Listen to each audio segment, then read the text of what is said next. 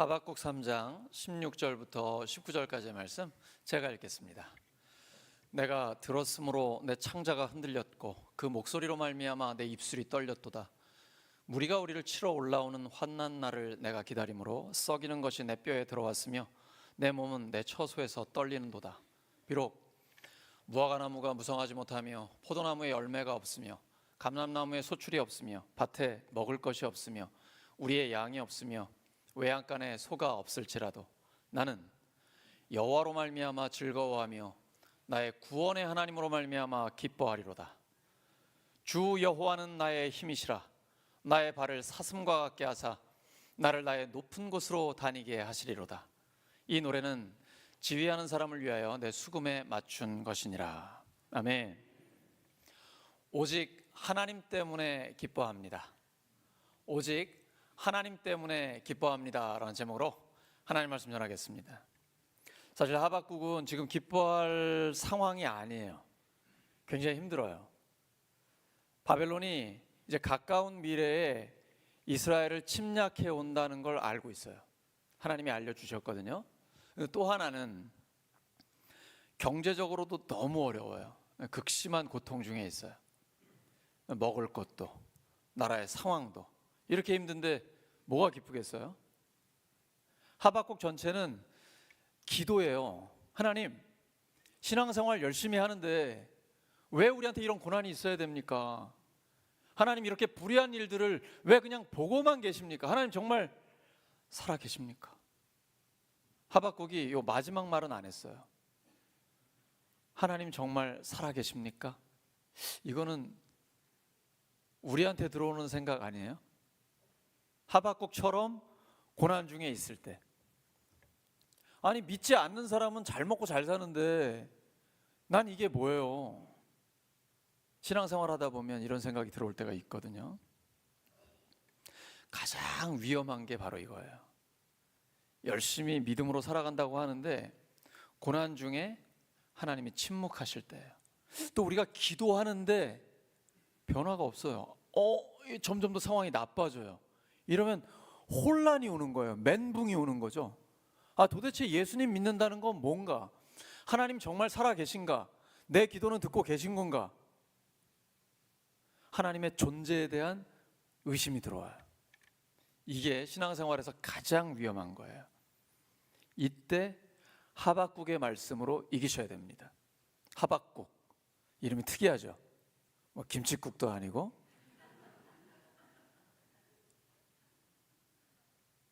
하박국은요, 기도하면서 하나님 앞에 막 불평을 쏟아내요. 불평을 하지만 기도합니다. 이게 중요해요. 내 감정과 상관없이 기도의 자리로 나오셔야 돼요. 내가 지금 기분 좋을 때는 기도하고 편안할 때는 기도하고 기분 나쁘고 힘들 때는 기도 안 한다? 그걸로는 상황을 이길 수 없어요. 상황을 초월하여 무조건 하나님 앞에 기도의 자리로 나아가는 거예요. 그리고 하나님 앞에 내 감정을 솔직하게 다 쏟아내요. 하나님 다 알고 계시거든요. 하나님, 제가 너무 힘듭니다. 그리고 하나님께서 저런 불의한 자들은 심판을 하셔야 되는데 왜 놔두시는 겁니까? 오히려 의로운 자들이 이렇게 고난을 당하니 정말 이해가 안 됩니다. 하나님 앞에 막 쏟아놓는 거예요. 근데 기도할 때 하나님이 풀어주세요. 일단 우리의 정서를 만져주십니다. 이전에는 원망이나 불평, 분노, 미움, 증오, 불안함, 두려움, 이런 나쁜 정서들이 막 우리한테 있어요. 근데 기도를 하다 보면 하나님과의 대화 중에 하나님이 나의 마음을 만져주세요. 빌립보서 4장 6절과 7절이죠. 아무것도 염려하지 말고 다만 모든 일에 기도와 간구로 너희 구할 것을 감사함으로 하나님께 아뢰라. 그리하면 모든 지각에 뛰어난 하나님의 평강이 그리스도 예수 안에서 너희 마음과 생각을 지키시리라. 상황은 똑같아요. 무화과 나무 잎이 말랐어요. 포도 열매도 없어요. 우리의 양도 없어요. 외양간에 소도 없어요. 그냥 아무것도 없어요. 상황은 달라진 게 아무것도 없어요. 그러나 내가 달라졌어요. 상황을 초월하는, 우리의 생각을 초월하는 하나님의 평강이 내 마음과 생각을 지키시는 거예요. 사실 여러분, 제 목소리가 되게 좋아요. 근데 이 자꾸 목이 잠기는 거예요. 하나님, 목이 잠기니 말씀은 전해야 되겠고 제가 소리를 지를 수밖에 없네요. 왜냐하면 제가 그냥 제 좋은 목소리를 유지하려면 나긋나긋하게 얘기를 해야 되거든요. 이러면 성도님들 다 주무실 거 아니에요. 그러니까 원래는 한 목사의 목소리가 좋았다, 내 말씀을 전하기 위해서 어쩔 수 없이 소리를 지른다, 이해를 하시기 바랍니다. 그래서 저는 하나님의 능력은 약한 데서 완전해진다고 했습니다. 그러니까 우리가 약함이 있다 할지라도 그 약함 가운데 그건 내가 약한 것이 하나님의 능력이 약한 건 아니거든요. 하나님 앞에 모든 것을 맡기고, 오늘 찬양처럼 모든 걸 다 맡기고 주님 안에서 기뻐하시기 바랍니다. 그러려면 신앙생활을 적극적으로 하셔야 됩니다. 왜냐하면 주님 안에 기쁨이 있기 때문이에요. 여러분의 기쁨은 어디에서 찾고 있습니까? 신앙생활은 항상 근원이 중요합니다. 나의 기쁨의 근원이 어디에 있는가? 돈에 있습니까? 세상에 있습니까? 어떤 사람에 있습니까? 이건 다 변합니다. 유동적이에요. 흔들려요. 그러면 내 기쁨도 사람이나 돈이나 세상에 따라서 변하는 거예요. 우리의 기쁨이 영원히 흔들리지 않으려면 흔들리지 않는 근원을 가져야 돼요. 하박국은 그걸 찾았어요. 아무것도 없는데 오직 하나님이 나의 힘이시기 때문에 나는 기뻐합니다. 여호와는 나의 힘이시라 나의 발을 사슴의 발처럼 만들어 주십니다. 사슴이 다리가 길잖아요. 저는 이제 사슴은 동물원에서 봤고 시골에서 고라니를 많이 봤어요. 사슴하고 비슷하게 생겼죠. 사슴 농장도 있었구나. 근데 그 사슴 농장은 이렇게 우리에다 가두고 있어가지고 저는 뛰어다니는 건 고라니를 많이 봤거든요. 다리가 얼마나 긴지 뒷다리도 길어가지고 제가 가면 무서운지 오르막길을 막 뛰어 올라가는데 금방 사라져요. 야, 다리 길어서 좋겠다. 여러분, 다리 길어지고 싶죠? 제가 요즘 김치꽁다리를 많이 먹거든요. 지 목사님이 김치꽁다리를 많이 먹었다고 그러더라고요. 근데 제 딸이 저보고 그러더라고요. 아빠는 이제 끝났어. 그러면 영적인 다리가 길어지자. 하나님이 오늘 말씀하셨습니다. 하나님이 우리의 발을 사슴과 같게 만드신다고 하셨습니다. 그래서 나의 높은 곳을 다니게 하신다고 하셨어요. 비록 우리의 상황과 환경은 어렵습니다. 아무것도 달라진 게 없어요. 하지만 하나님께서 우리의 영적인 다리를 롱다리로 만들어 주십니다. 그래서 그 상황 위를 걸어 다니고 뛰어다니게 만들어 주시는 것입니다. 영적인 고도를 높이시기 바랍니다. 이 고도가 낮으면 사람이 말 한마디만 해도 상처받고 흔들려요. 상황이 조금만 어려워도 자꾸 위축되고 낙심하게 됩니다. 시험에 들어요. 감정이 오르락 내리락 해요. 상황과 환경에 따라, 사람에 따라, 또 내 통장에 돈이 있고 없고에 따라 자꾸 흔들려요. 그런데 영적인 고도를 높이면 걸릴 게 없어요. 늘 하나님의 평안이 있습니다. 영적인 고수가 되시기 바랍니다. 하박국은 정말 영적인 고수가 됐습니다. 왜냐하면 하나님이 그의 삶에 확신을 주셨기 때문이에요. 하나님의 말씀에 대한 확신이 있기 때문에 영적인 고수가 되는 것입니다. 지금 바벨론이 침략해온다, 곧 들어온다라는 소식을 하나님의 영감을 통해 알게 됐습니다. 그러나 3장의 마무리를 보시면 이제 하나님께서 이스라엘을 침략한 바벨론을 벌하시겠다라고 하나님이 말씀하셨거든요. 그래서 이스라엘을 구원하신다는 하나님의 약속에 대한 확신이 있기 때문에 오직 하나님으로 말미암아 기뻐하리로다. 나의 구원의 하나님 때문에 나는 즐거워합니다. 지금 노래할 수 있는 거예요. 시작은 하나님에 대한 뭔가 좀 억하심정이 많이 있는 것 같아요. 막 항의하는 듯한 호소가 나옵니다. 하박국 1장 3절과 4절이에요. 어찌하여 나로 불의를 보게 하십니까? 어찌하여 악을 그대로 보기만 하십니까? 약탈과 폭력이 제 앞에서 벌어지고 다툼과 시비가 그칠 사이가 없습니다. 율법이 해이하고 공의가 아주 시행되지 못합니다. 악인이 의인을 협박하니 진짜 열받죠? 근데 이게 현실이 있단 말이에요. 실제로 공의가 왜곡되고 말았습니다. 하박국은 너무 답답해요. 그리고 두려움이 가득한 위기 상황 가운데 있습니다. 상황의 변화는 전혀 나타나지 않아요. 선지자는 지금 절망적인 상황의 최악의 상태에 놓여져 있습니다. 우리도 신앙생활하는데 이런 어려움이 있을 수 있을까요?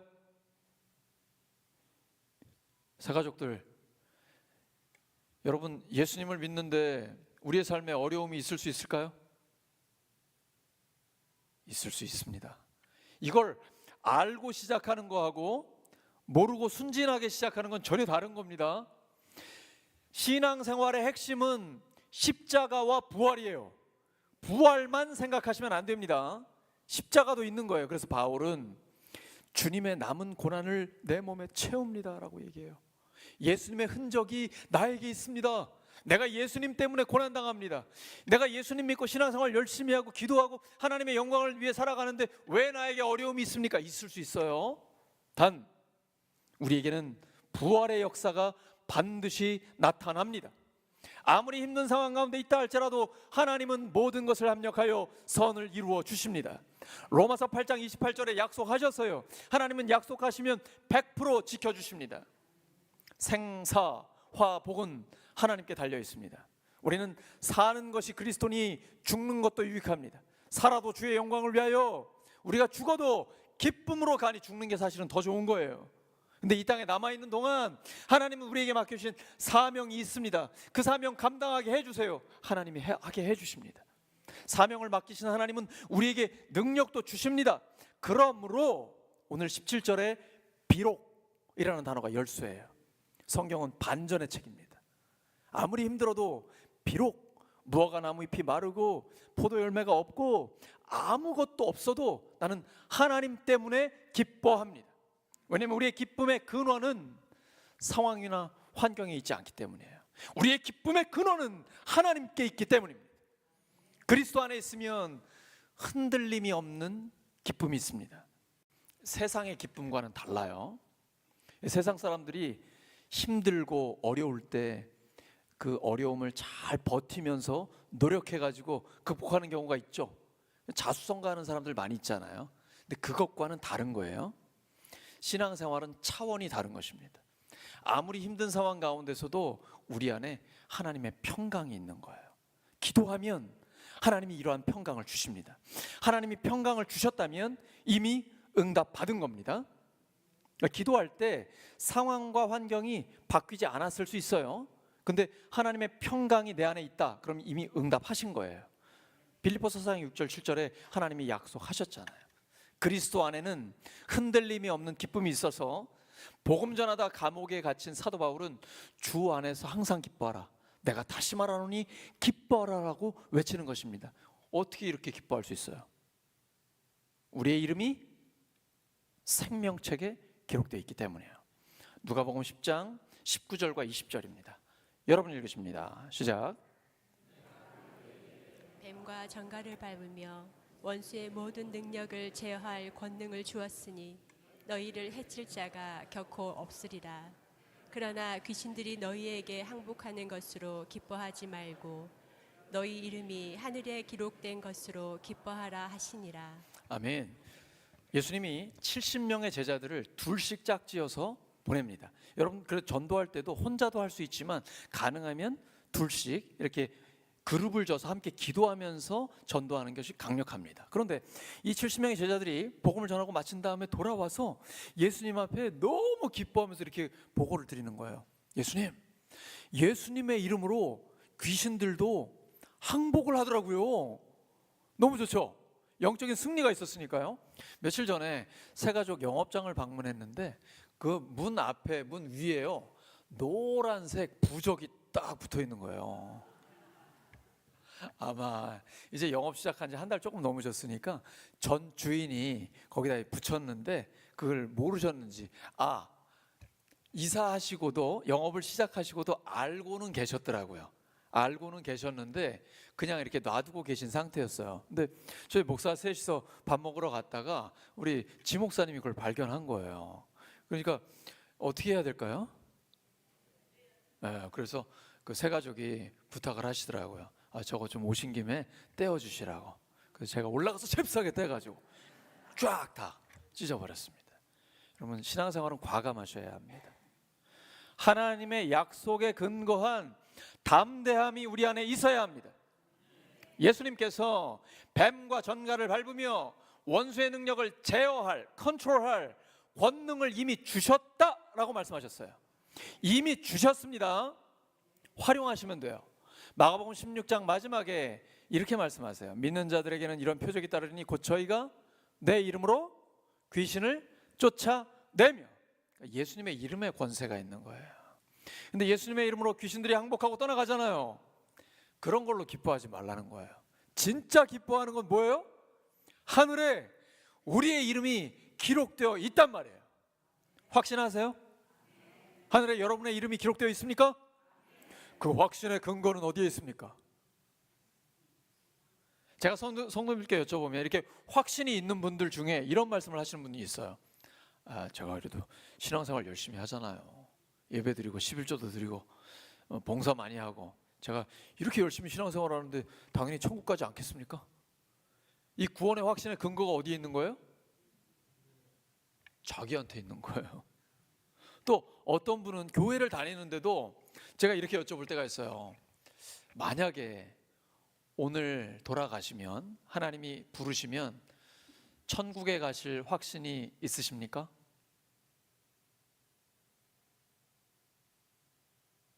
자, 재수 없는 소리 한다고 하지 마시고, 성도에게는 재수 이런 거 없어요. 오직 하나님의 섭리가 있는 거예요. 자, 다시 한번 여쭤봅니다. 만약 하나님이 오늘 나를 부르신다면 천국에 가실 확신이 있습니까? 간혹 어떤 성도님들 중에는 없는 분들이 계셔요. 목사님 그렇게 어려운 질문 좀 하지 마세요. 사람이 죽어봐야 알지. 그리고 제가 아직 죄가 많아가지고, 제가 지은 죄가 많아서 회개를 다 못한 것 같아요.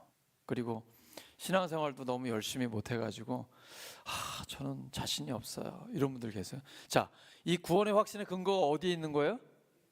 이분도 자기한테 있는 거예요. 구원의 확신을 자기 자신에게 두면 내가 계속 흔들리는 사람이잖아요. 불완전한 사람이잖아요. 그러면 구원의 확신이 내가 흔들릴 때마다 계속 흔들리는 거예요. 이러면 안 되는 겁니다. 구원의 확신의 근거는 어디에 있어야 돼요? 하나님의 약속에 있어야 돼요. 하나님은 신용이 100%입니다. 요한복음 1장 12절 말씀, 영접하는 자 곧 그 이름, 예수님의 이름을 믿는 자들에게는 하나님의 자녀가 되는 권세를 주셨어요. 이미 주셨어요. 성경에요, 이 구원의 확신의 근거가 되는 약속이 굉장히 많아요. 아들, 하나님의 아들 예수님이 있는 자에게는 이미 영생이 있다. 근데 아들이 없는 자에게는 영생이 없다. 심판받는다. 이렇게 기록되어 있어요. 그러니까 내가 예수님을 내 마음에 모셔드렸다면 이미 나에게는 영원한 생명이 있는 거예요. 이건 제가 약속하는 게 아니고 성경이 약속하는 것입니다. 하나님의 약속은 영원히 변하지 않습니다. 오래 신앙생활을 하고 안 하고, 헌금을 드리고 사역을 많이 하고 봉사를 하고 이런 거랑 관계가 없는 거예요. 나에게 구원의 근거가 있는 게 아니고 하나님의 약속에 구원의 근거가 있습니다. 그러므로 지금 마음의 문을 열고 예수님을 모셔드리면 지금 이 순간부터 나에게 구원이 있는 것입니다. 지금 죽어도 천국 갑니다. 그럼 예수님을 내 마음에 어떻게 모셔드릴 수 있어요? 기도하면 돼요. 예수님, 제 마음에 들어와 주세요. 예수님이 십자가에서 나의 모든 죄를 용서하신 것을 믿습니다. 부활하신 주님이 저와 함께 하시는 것을 믿습니다. 나에게 천국을 주시니 감사합니다. 예수님, 제 마음에 들어와 주세요. 예수님의 이름으로 기도드립니다. 그러면 주님이 내 마음에 들어오셔서 영원히 우리와 함께 하십니다. 내 이름이 생명책에 기록되어 있습니다.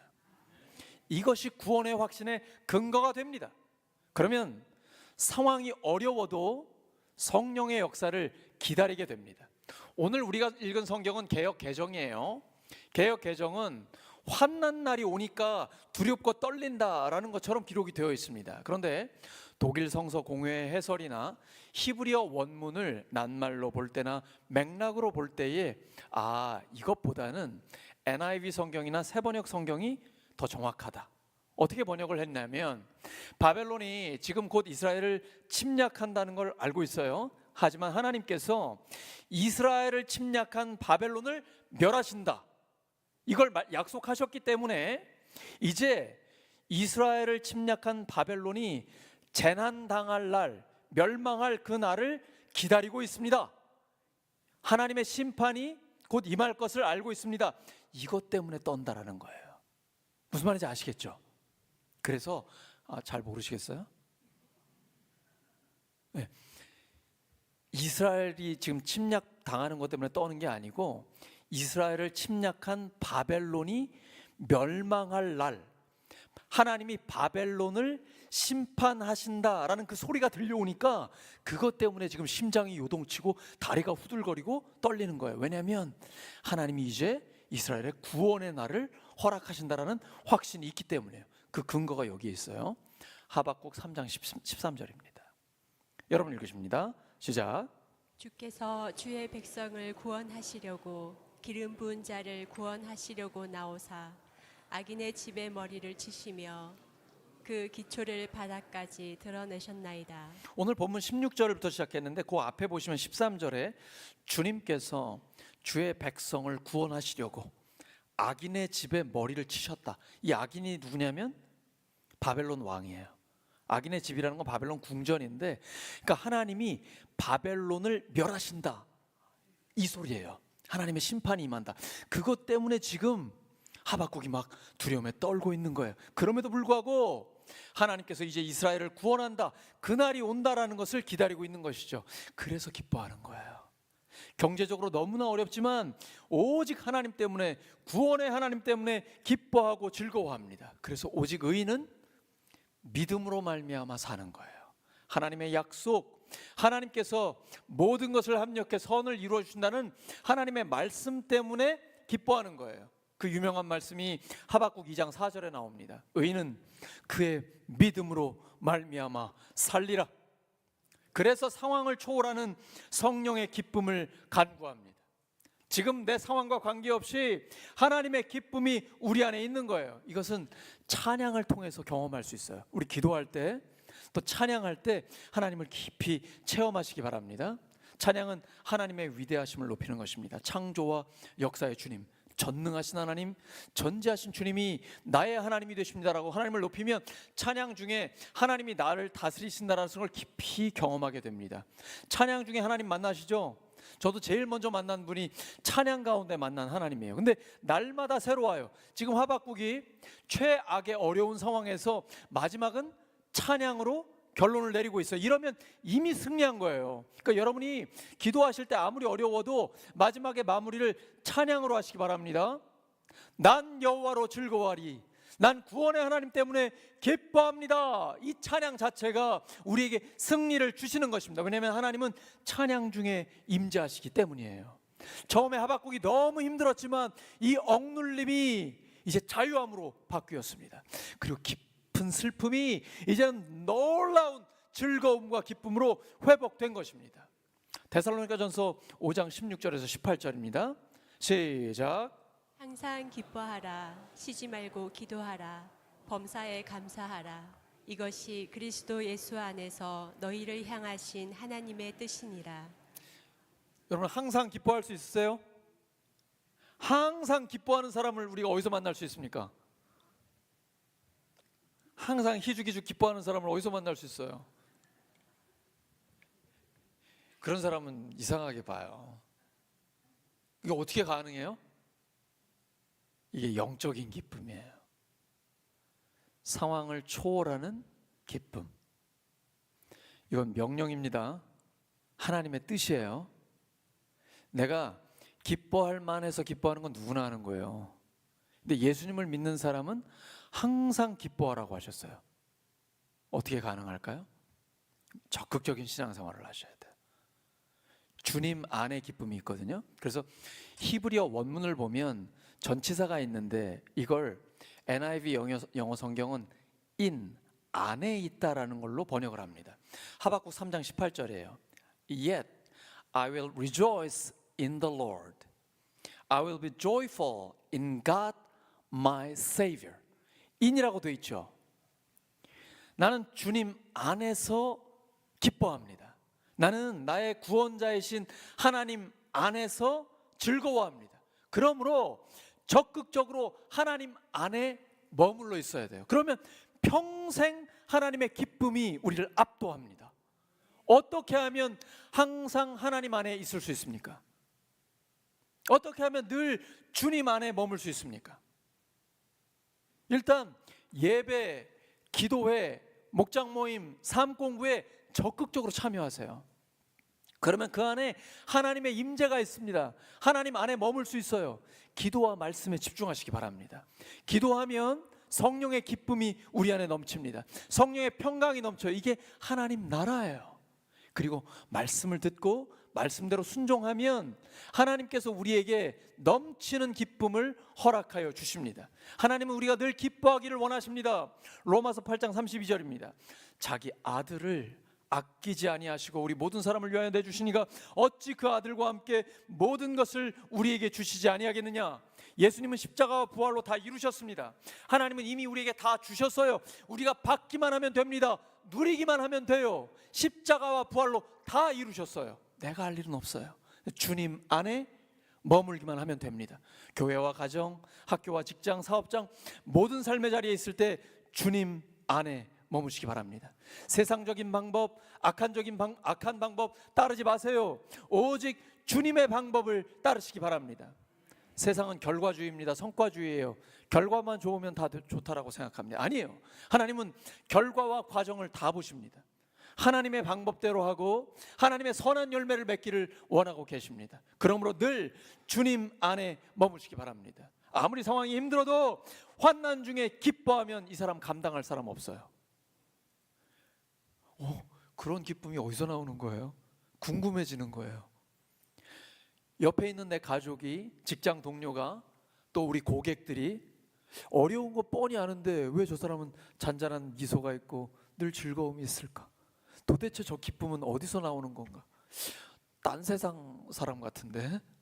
딴 나라에 사는 것 같은데? 궁금해지는 거죠. 그러면서 우리를 따라 믿음의 길로 돌아오게 되는 거예요. 자연스럽게 영혼 구원이 이루어지는 것입니다. 환난 중에 기뻐하는 사람 감당할 자 없습니다. 로마서 5장 3절과 4절이에요. 다만 이뿐 아니라 우리가 환난 중에도 즐거워하나니 이는 환난은 인내를, 인내는 연단, 이 연단은 단련된 인격이 된다는 거예요. 연단은 소망을 이루는 줄 알미니라. 환난 자체는 즐겁지 않습니다. 저도 인간입니다. 우리 모두 다 사람이에요. 어려운 시험, 고난, 환난은 전혀 기쁘지 않아요. 하지만 기쁘게 여기는 거예요. 왜냐하면 환난은 인내를 키워줍니다. 그리고 그 인내를 키우다 보면 단련된 인격이 되어 영적인 고수가 됩니다. 전에는 누가 말 한마디만 해도 상처받고 시험에 들었는데 이제는 워낙 영적으로 높은 수준에 올라가니까 사람 때문에 시험에 들지 않아요. 환경 때문에 걸려 넘어지지 않아요. 영적인 고도가 굉장히 높아지는 거예요. 환난은 인내를, 인내는 연단을, 연단은 소망을 이루는 줄 알기 때문에 환난 중에도 즐거워하는 것입니다. 여러분 지금 항상 즐겁습니까? 늘 기뻐하고 계십니까? 그렇다면 여러분이 하나님 안에 계시다는 증거입니다. 히브리서 12장 2절입니다. 믿음의 주요 또 온전하게 하시는 이인 예수를 바라보자. 이 영적인 눈이 열려야 돼요. 그는 그 앞에 있는 기쁨을 위하여 십자가를 참으사 부끄러움을 개의치 아니하시더니 하나님 보좌 우편에 앉으셨느니라. 십자가에 고통이 있어요. 우리가 이 땅에 사는 동안에도 예수님 믿고 정직하게 살다 보면 세금 신고도 다 정직하게 해야 되잖아요. 그러니까 당장 손해보는 것 같죠. 참, 네 팔뚝 굵다, 너만 잘났냐, 이런 소리도 듣고 따돌림도 당하고 힘들단 말이에요. 실제로 고통이 있어요. 그러나 주님 가신 길이니까 우리 같이 걸어가는 거예요. 근데 주님은 부활의 기쁨을 바라보고 십자가를 죽기까지 참으셨어요. 참아야 됩니다. 그래야 우리 안에 부활의 역사가 나타난단 말이에요.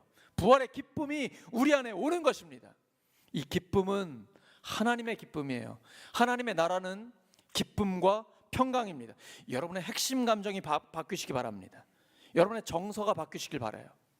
세상의 기준을 두면 세상 따라서 불안하고 두려워져요. 근데 이런 정서가 바뀌어서 로마서 14장 17절처럼 하나님의 나라는 먹는 것과 마시는 것이 아니요 세상이 아니고 오직 성령 안에 있는 의와 평강과 희락, 기쁨입니다. 하나님과 나와의 올바른 관계, 이웃과 나, 환경과 나와의 올바른 관계가 맺어지면 하나님의 평강과 기쁨이 우리 안에 넘쳐나는 거예요. 핵심 감정이 바뀌어요. 정서가 바뀌어요. 그러니까 진짜로 우리 안에 기쁨이 있고 평강이 있어요. 불안이 사라지고 두려움이 없어지고 하나님의 약속에 대한 믿음과 확신이 있어요. 든든함이 있어요. 여러분 우리 교회에 들어오면 평안함이 있죠. 든든하죠. 이게 성령의 역사입니다. 성령의 열매예요. 이게 점점 더 깊어지는 거예요. 우리가 지금 누리는 정도의 수준이 아니라 점점 더 높아지는 거예요. 주님 안에 머물 때 우리 모두가 영적인 고수가 되길 바랍니다. 앞뒤 좌우 축복하면서 이렇게 말씀해 주시기 바랍니다. 영적인 고수가 되시기 바랍니다.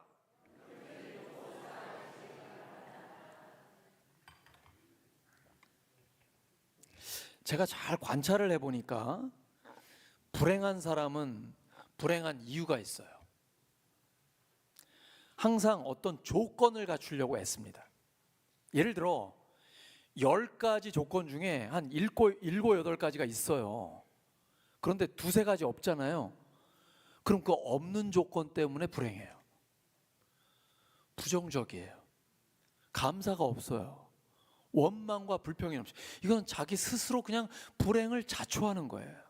신앙생활은 상황과 환경, 조건에 따라 하는 게 아니에요.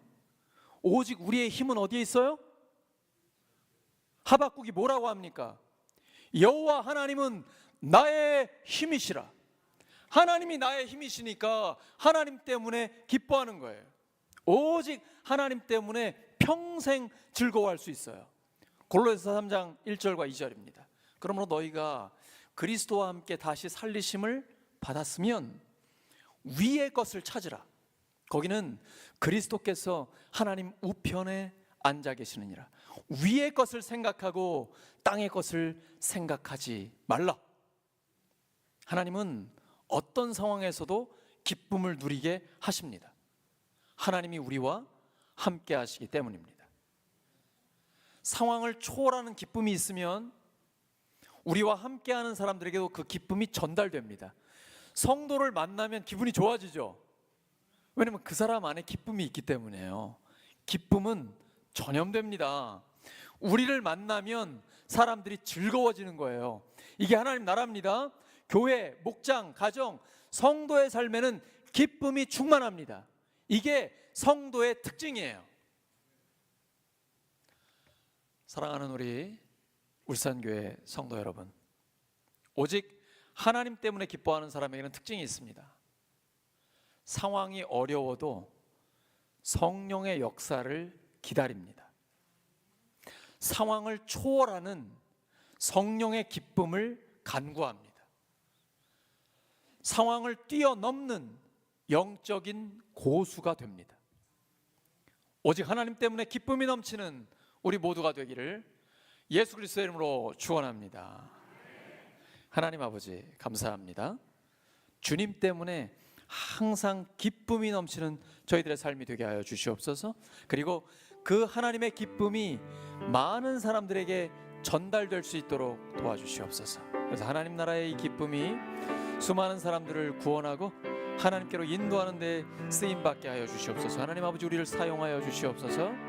상황이 어려워도 성령의 역사를 기다립니다. 상황을 초월하는 성령의 기쁨을 간구합니다. 상황을 뛰어넘는 영적인 고수가 되게 하여 주시옵소서. 하나님 도우심을 감사합니다. 예수님의 이름으로 기도드립니다.